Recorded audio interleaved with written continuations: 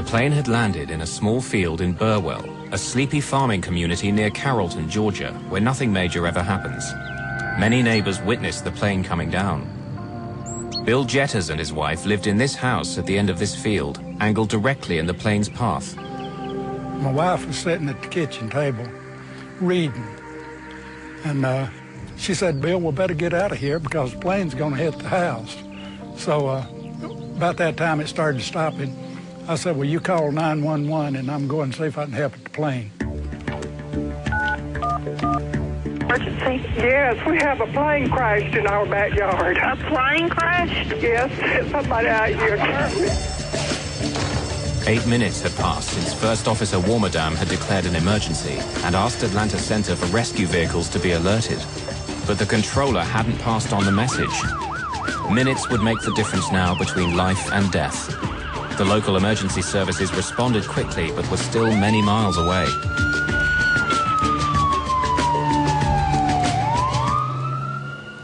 For almost a minute after impact, there's an eerie silence. The plane fuselage is broken in two. Could anyone survive?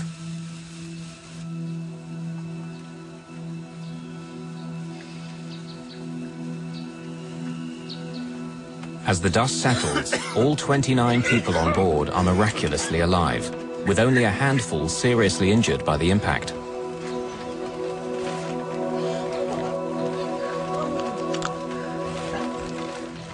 But a new disaster is gathering. Fuel from the shattered wing tanks is pouring onto the ground. The last thing I remember is the sound of hitting the trees, and then I honestly don't recall impact. Captain Ed Ganaway has been knocked unconscious by a blow to the head during the impacts. When First Officer Matt Warmerdam regains consciousness, he realizes they're stuck. The cockpit door is jammed and smoke is slowly seeping in. He reaches for the emergency crash axe. The cockpit window is the only way out. The next immediate thought I had was, now we're going to blow up. So get out of there. It was burning, right in the opening. So I just jumped over. And I headed towards the opening, and I walked out of the aircraft, and I walked away from it. The sparks ignite the fuel vapors, creating a blazing fire. Within seconds, the fire spreads to the fuselage. In the rear section of the plane, the passengers are now trapped by flames burning at 1800 degrees centigrade. They can hear screams from the field outside, where some passengers are already suffering from terrible burns. To escape, they too have to run through the fire, not fall in it, hoping for the best. I turned back and I looked at the aircraft, and what I saw was that the opening that I had come through was basically fully engulfed in flames, and that the people that were exiting the aircraft were all on fire. Some of them would, roll in the grass to try and put the fire out, and sometimes that made it worse because there was spilt fuel, and then they would get even more ignited. And the whole situation got uglier and uglier in the sense that you would all of a sudden see people with their clothing burned off. You would see people with red skin that you could see was burnt. You could actually see some people whose flesh was like dropping off of their bodies or their faces. It was just a horrible situation that was taking place, and it was getting worse and worse.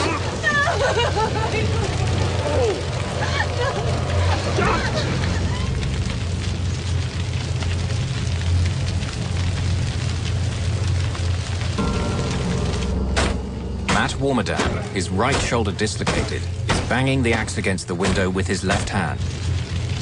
One gentleman I saw was crawling, completely engulfed in flames, and another one that was, most of his clothes was torn off. Now, whether they got torn off in the crash or he tore them off himself, I don't know. I helped him away from the airplane and brought him up towards my brother-in-law's house, and all he had on was his shorts, and his skin was Excuse me.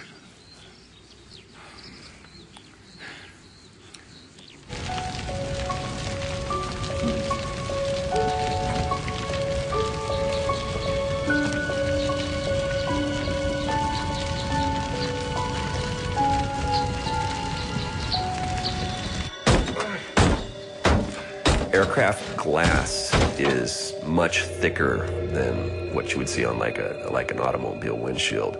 It's several different composite layers that have been temperature treated together to make it a very, very tough surface. And with each swing of the crash axe, I was only able to chip away a small piece of glass.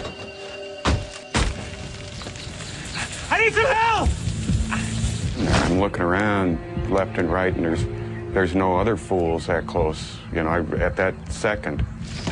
But even though passenger David McCorkle believes that the plane might blow up at any second, he goes to Matt Warmerdam's rescue. Can you help me? Hang on a second, hang on, I gotta get some air. The oxygen cylinder in the closet behind the co-pilot's seat punctures. It'll make the cockpit fire much worse. Okay. Go ahead. Okay.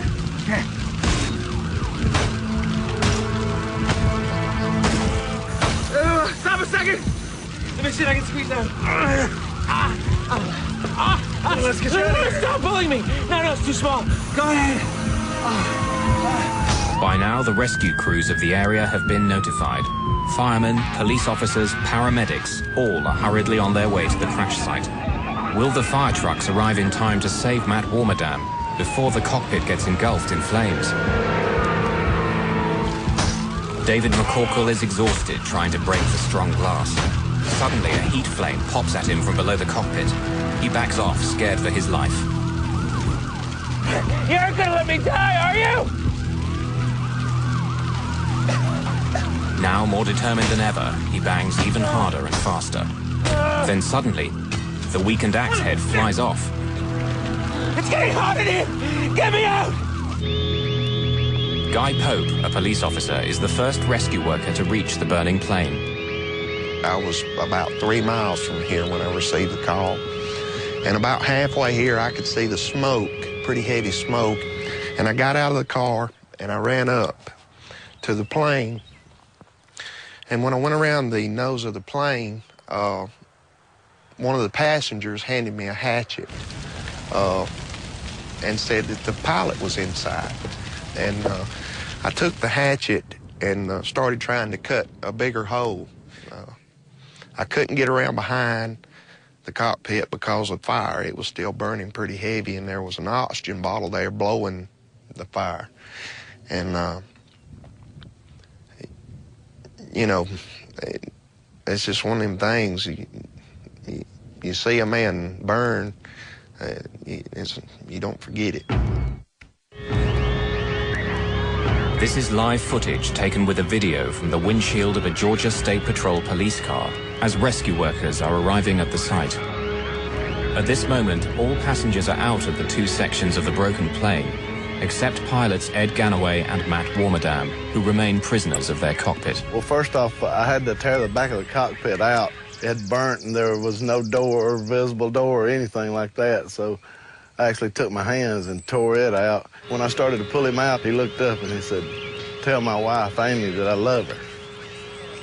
I said, "No, sir, you tell her that you love her, because I'm getting you out of here." Inside the ambulance, I worked with him, and I thought that probably he would not make it. I took his name badge and pinned it on his underwear, which was the only thing I'd left on him, trying to cool him down, because I thought that if he died, at least someone would know who he was. Surprisingly, Matt was aware of everything around him, and he kept trying to assure me that things were going to be okay. He was comforting me, because at that particular time I was crying. Matthew actually took his burned hand and wiped a tear away.